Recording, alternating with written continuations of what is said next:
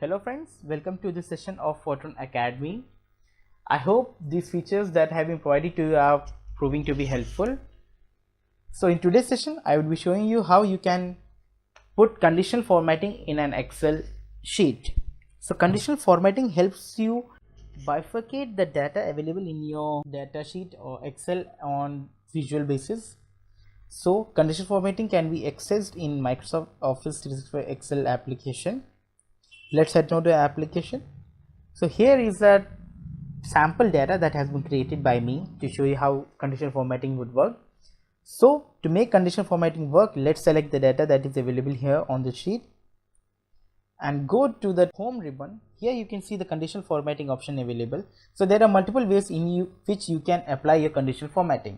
So let's take the example of this highlighting cell rows.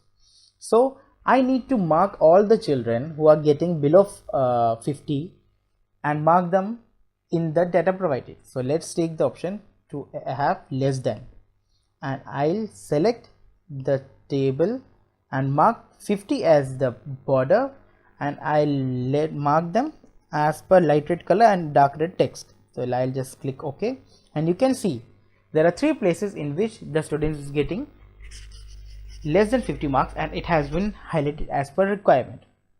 Should I need to mark distinctions? So let's take me the next table, and I'll mark the rule as greater than and greater than 90, and I'll mark them in a different color. Let's take green fill, and I'll mark them OK.